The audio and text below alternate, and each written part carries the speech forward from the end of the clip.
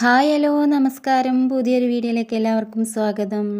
ഇന്നത്തെ വീഡിയോയിൽ ഒരു ഡേ ഇൻ മൈ ലൈഫാണ് കാണിക്കുന്നത്. കൂട്ടുകാരാരെങ്കിലും പുതുതായിട്ട് ചാനൽ കാണുന്നവരുണ്ടെങ്കിൽ ഇഷ്ടപ്പെട്ടാൽ ഒന്ന് സപ്പോർട്ട് ചെയ്യാൻ മറക്കരുതേ.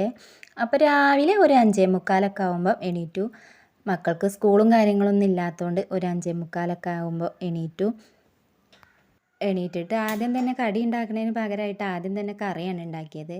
പുട്ടും കടലയൊന്നും ഉണ്ടാക്കാൻ വിചാരിച്ചിട്ടുണ്ടായിരുന്നു. അപ്പോൾ കറി ആദ്യം അടുപ്പത്ത് വെക്കാമല്ലോ വിചാരിച്ചു. അപ്പോൾ കറി കുക്കറിൽ അങ്ങോട്ട് അടുപ്പത്ത് വെച്ച് കഴിഞ്ഞിട്ട് പിന്നെ കുറച്ച് പാത്രവും കാര്യങ്ങളൊക്കെ കഴുകാനുണ്ടായിരുന്നു.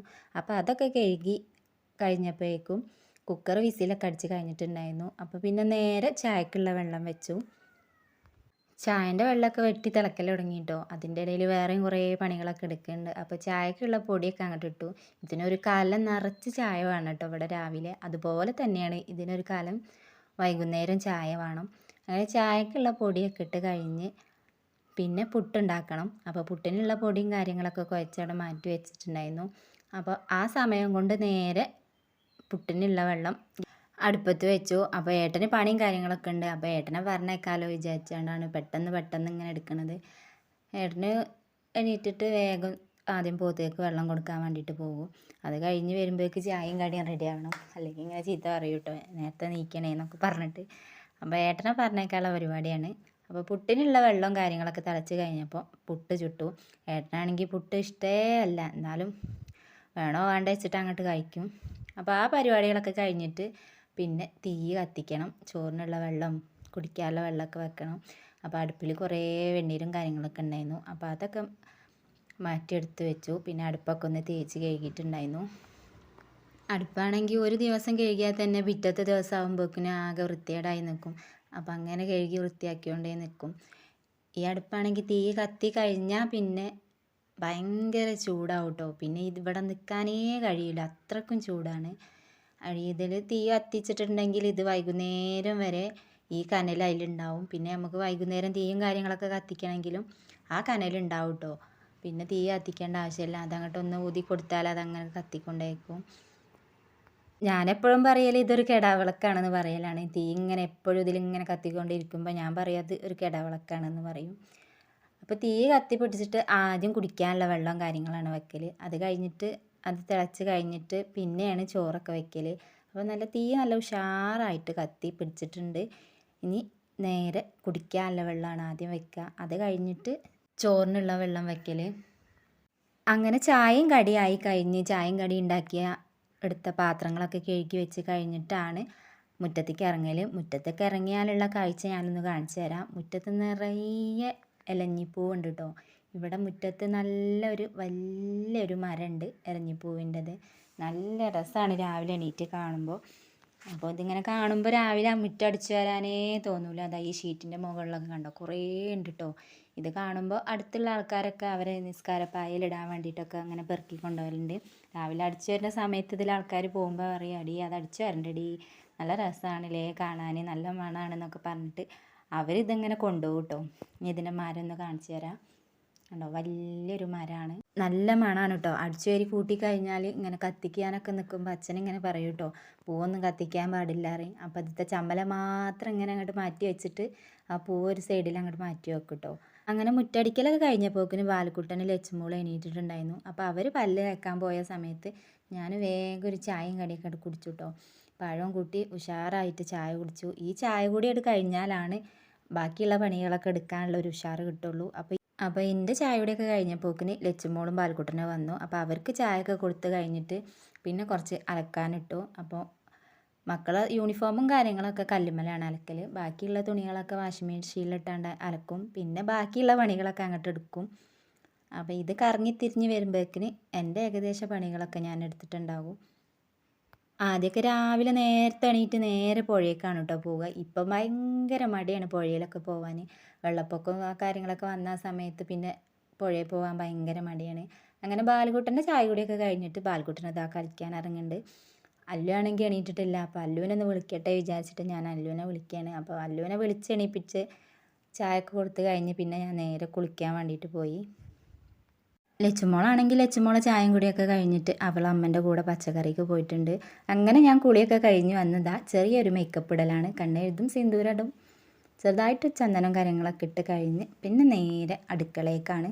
അടുക്കളയിലെത്തിയപ്പോൾ ഇതാ ചോറിനുള്ള വെള്ളമൊക്കെ നല്ലോണം വെട്ടി തിളച്ചിട്ടുണ്ടായിരുന്നു. അപ്പോൾ ചോറിനുള്ള അരിയൊക്കെ അങ്ങോട്ട് ഇട്ട് കഴിഞ്ഞ് പിന്നെ അലക്കിയ കുറച്ച് തുണിയും കാര്യങ്ങളൊക്കെ ഉണ്ടായിരുന്നു. അപ്പോൾ അതൊക്കെ ഉണക്കാലോ വിചാരിച്ചു. ഇന്നാണെങ്കിൽ അധികം ഡ്രസ്സുകളൊന്നും അലക്കാനില്ലായിരുന്നു. ആകെ കുറച്ച് ഡ്രസ്സുകളുണ്ടായിരുന്നു അലക്കാൻ. മക്കളൊക്കെ വൈകുന്നേരം അമ്മേൻ്റെ കൂടെ പുഴയ്ക്ക് പോയിട്ടുണ്ടായിരുന്നു. അപ്പോൾ അവരിട്ട ഡ്രസ്സും കാര്യങ്ങളൊക്കെ അമ്മ അവിടെ നിന്ന് അലക്കി കൊണ്ടുവന്നിട്ടുണ്ടായിരുന്നു. എനിക്കാണെങ്കിൽ ഏറ്റവും കൂടുതൽ മടിയുള്ളൊരു കാര്യമാണ് തിരുമ്പിയ തുണികൾ ഉണക്കുക എന്നുള്ളത്. ഭയങ്കര മടി പിടിച്ചൊരു കാര്യമാണ്.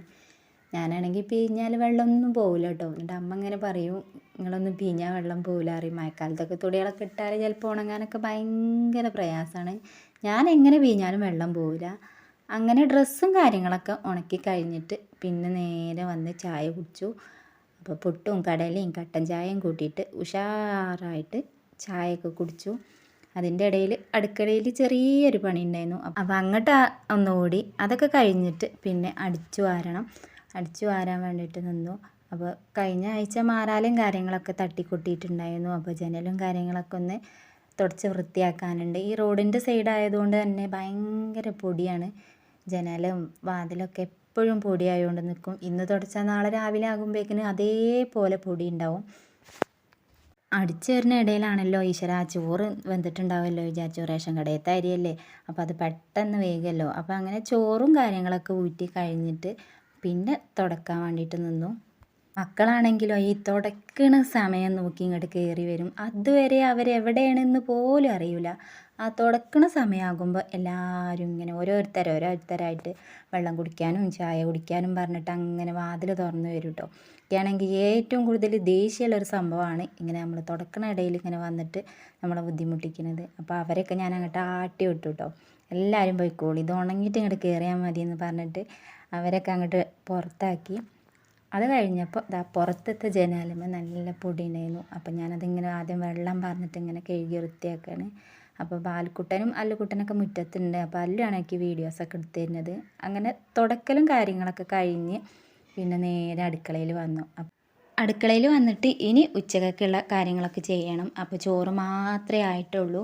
ബാക്കിയുള്ള കറികളും ഉപ്പേരികളും ഒക്കെ ഉണ്ടാക്കിയിട്ട് വേണം. അപ്പോൾ കുറച്ച് വാഴക്കൂമ്പ് ഉണ്ടായിരുന്നു. ഇത് 2-3 ദിവസമായി അച്ഛൻ കൊണ്ടുവന്ന് വെച്ചിട്ട്, വാഴ വെട്ടിയപ്പോൾ കൊണ്ടുവന്ന് വെച്ചതാണ്. അപ്പോൾ ഫ്രിഡ്ജിൽ പയറും കാര്യങ്ങളൊക്കെ ഉണ്ടാകുമ്പോൾ അതങ്ങനെ വെക്കും. അപ്പോൾ ഇത് വെക്കട്ടെ വിചാരിച്ചിട്ട് വാഴക്കൂമ്പ് അരിഞ്ഞിട്ട് അങ്ങനെ ഉപ്പേരി വെച്ചു. ഇതാണെങ്കിൽ കുറേ സമയം വെള്ളത്തിലിട്ട് വെക്കണം കേട്ടോ. വെള്ളത്തിലിട്ട് വെച്ചാലേ ഇതിൻ്റെ കറയും കാര്യങ്ങളൊക്കെ പോവുള്ളൂ. അങ്ങനെ ഉപ്പേരിയൊക്കെ വെച്ച് കഴിഞ്ഞിട്ട് പിന്നെ കുറച്ച് ചിക്കൻ വാങ്ങിയിട്ടുണ്ടായിരുന്നു. അപ്പോൾ കുറേ ദിവസമായി ചിക്കനൊക്കെ വാങ്ങിയിട്ട്. അപ്പോൾ ചിക്കൻ വരട്ടിയതും മോര് കറിയൊക്കെ ഉണ്ടാക്കാമല്ലോ വിചാരിച്ചിട്ട് അങ്ങനെ ചിക്കനൊക്കെ കഴുകി വൃത്തിയാക്കി മാറ്റി വെച്ചു. അതിൻ്റെ ഇടയിൽ ചിക്കൻ കണ്ടപ്പോൾ ബാലക്കുട്ടന് ഇപ്പം തന്നെ വിശപ്പ് തുടങ്ങിട്ടോ. അമ്മ വേഗം ഉണ്ടാക്കി അമ്മ എന്ന് പറഞ്ഞിട്ട് ചിക്കനൊക്കെ മസാലയൊക്കെ കൂട്ടി വെച്ചപ്പോഴേക്കിന് ഉപ്പേരി വന്നിട്ടുണ്ടായിരുന്നു. ഉപ്പേരി വന്ന് അതേ അടുപ്പിൽ ചിക്കൻ കറിയും വെച്ചു. ചിക്കൻ കറിയൊക്കെ അടുപ്പത്ത് വെച്ച് കഴിഞ്ഞിട്ട് പിന്നെ കുറച്ച് മോര് കറി ഉണ്ടാക്കണം. അപ്പോൾ മോര് കറി ഉണ്ടാക്കാൻ എൻ്റെ കയ്യിൽ പച്ചക്കായേ ഉള്ളൂ. അപ്പോൾ ഞാൻ പച്ചക്കായനോട് ഉണ്ടാക്കാമല്ലോ വിചാരിച്ചു. കുറച്ച് തൈര് ബാക്കി ഉണ്ടായിരുന്നു. അപ്പോൾ അതിനോട് മോര് കറി ഉണ്ടാക്കാൻ വിചാരിച്ചു. അപ്പോൾ പച്ചക്കായ ഇങ്ങനെ ചെറുതായിട്ട് ഇങ്ങനെ അരിഞ്ഞിട്ട് മോര് കറി ഉണ്ടാക്കിയാൽ നല്ല രസമാണ്. അപ്പോൾ പച്ചക്കായ കുറച്ച് സമയം വെള്ളത്തിലൊക്കെ ഇട്ട് വെച്ച് കഴിഞ്ഞ് കുക്കറിൽ വേവിക്കാൻ വിചാരിച്ചു. അപ്പോൾ ഗ്യാസൊക്കെ ഓണാക്കി കഴിഞ്ഞ് മഞ്ഞൾപ്പൊടിയും ഉപ്പും പച്ചമുളകും ഇട്ടിട്ട് കുക്കറിൽ അങ്ങോട്ട് വേവിച്ചു. അങ്ങനെ പച്ചക്കായൊക്കെ നല്ലോണം വെന്ത് കഴിഞ്ഞു. അതിലേക്ക് കുറച്ച് തേങ്ങ അരച്ചതൊക്കെ ഒഴിച്ചു. അതിൻ്റെ ഇടയിൽ ബാലക്കുട്ടൻ ഇടയ്ക്കിടയ്ക്ക് വരുന്നുണ്ട് കേട്ടോ. ചിക്കൻ കറി ആയോ ചോദിച്ച് വരുന്നുണ്ട്. അവനാണെങ്കിൽ ചിക്കൻ കണ്ടാൽ നേരത്തെ ചോറിനണം. ബാലക്കുട്ടനാണെങ്കിൽ എന്നെ ഇടയ്ക്കിടയ്ക്ക് വന്നിട്ട് ഭീഷണിപ്പെടുത്തുന്നുണ്ട് കേട്ടോ.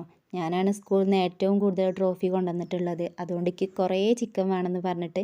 അപ്പോൾ ഞാൻ അവനോട് ചോദിച്ചു ചിക്കൻ ട്രോഫിയും തമ്മിൽ എന്താടാ ബന്ധം ചോദിച്ചപ്പോൾ അവൻ പറഞ്ഞു എന്ത് പറഞ്ഞാലും വേണ്ടില്ല, എനിക്ക് തോനെ ചിക്കൻ വേണം കേട്ടോ. അങ്ങനെ ഞാൻ അവന് ചോറൊക്കെ കൊടുത്തു. അതിൻ്റെ ഇടയിൽ ലച്ചുമോൾ വന്നിട്ട് ഫോണൊക്കെ ചോദിക്കുന്നുണ്ട് കേട്ടോ. അമ്മ കുറച്ച് സമയം തരും അമ്മ, അന്ന് ഞാൻ ഫോൺ കണ്ടിട്ടില്ലല്ലോ എന്നൊക്കെ പറഞ്ഞിട്ട്. അപ്പോൾ അവൾക്കും ഞാനത് ചോറ് കൊടുത്തു. ഈ ചോറ് വേഗം ചോറ് തിന്ന് കഴിഞ്ഞിട്ട് ഞാൻ ഫോണൊക്കെ തരാമെന്ന് പറഞ്ഞിട്ട് അവളെ നിർത്തിയതാണ്. അപ്പോൾ അവർ രണ്ടാളും ചോറ് തിന്നുന്നുണ്ട്. അല്ലാണെങ്കിൽ രാവിലെ പന്ത് കളിക്കാൻ പോയതാണ് കേട്ടോ. ഇതുവരെ വന്നിട്ടില്ല.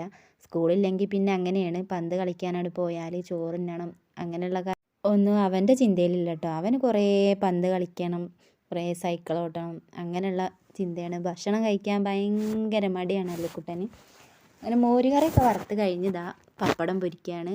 പപ്പടമൊക്കെ പിന്നെ എപ്പോഴെങ്കിലുമൊക്കെ വാങ്ങലുള്ളൂ. പപ്പടം വാങ്ങിയാൽ പിന്നെ ഒരാൾ തന്നെ ഒരു 2 3 കഴിക്കും കേട്ടോ. പപ്പടം എല്ലാവർക്കും ഇഷ്ടമാണ്. എന്നാലും സ്ഥിരമായിട്ട് ഇങ്ങനെ കഴിക്കുമ്പോൾ പുണ്ണും കാര്യങ്ങളൊക്കെ വരുമല്ലോ വിചാരിച്ചിട്ട് അങ്ങനെ വാങ്ങലില്ല. എപ്പോഴെങ്കിലുമൊക്കെ വാങ്ങലുള്ളൂ. പപ്പടം കഴിക്കാൻ പൂതിയാകുമ്പോൾ വാങ്ങും. അതേപോലെ ബിരിയാണി അങ്ങനെയുള്ള സംഭവങ്ങളൊക്കെ ഉണ്ടാക്കുമ്പോഴും വാങ്ങലുണ്ട് പപ്പടമൊക്കെ. അങ്ങനെ പപ്പടം പൊരിക്കലൊക്കെ കഴിഞ്ഞിട്ട് പിന്നെ ചോറിനാൻ വേണ്ടിയിട്ട് ചോറൊക്കെ എടുത്ത് വെച്ചു. അപ്പോൾ ഞാനും ഏട്ടനും ചോറിനാൻ വേണ്ടിയിട്ടിരുന്നു. അച്ഛനും അമ്മയൊക്കെ ചോറ് കഴിച്ചിട്ടുണ്ടായിരുന്നു. വല്ലുക്കുട്ടനും അതിൻ്റെ ഇടയിൽ വന്നിട്ട് ചോറൊക്കെ കഴിച്ചു. അതൊക്കെ കഴിഞ്ഞ് വൈകുന്നേരം ആയപ്പോൾ കുറച്ച് പഴം ഉണ്ടായിരുന്നു കേട്ടോ. കുറേ ഉണ്ടായിരുന്നു പഴം. അപ്പോൾ കുറച്ച് പഴംപൊരി ഉണ്ടാക്കാമല്ലോ വിചാരിച്ചു. വെറുതെ കേടെത്തി കളയണ്ടല്ലോ വിചാരിച്ചാണ്ട് കുറച്ച് പഴംപൊരിയൊക്കെ ഉണ്ടാക്കി. അതിൻ്റെ ഇടയിൽ ലച്ചുമോള് വന്നിട്ട് മിഠായി വേണമെന്ന് പറഞ്ഞിട്ട് കരയുണ്ട്. അപ്പോൾ അവളെയും കൊണ്ട് അമ്മ കടയിൽ പോയി മിഠായിയൊക്കെ വാങ്ങിക്കൊടുത്തു. അപ്പോഴേക്ക് ഞാൻ പഴംപൊരിയൊക്കെ ഉണ്ടാക്കി. പഴംപൊരി ഉണ്ടാക്കാൻ അറിയാൻ ഇതിലധികം ഒന്നും ചേർത്തിട്ടില്ല കേട്ടോ. മൈദയും ഒരു മുട്ടയും മഞ്ഞൾപ്പൊടിയും കുറച്ച് പഞ്ചസാരയും കൂട്ടിയിട്ടുള്ള ഒരു പഴംപൊരിയാണ്.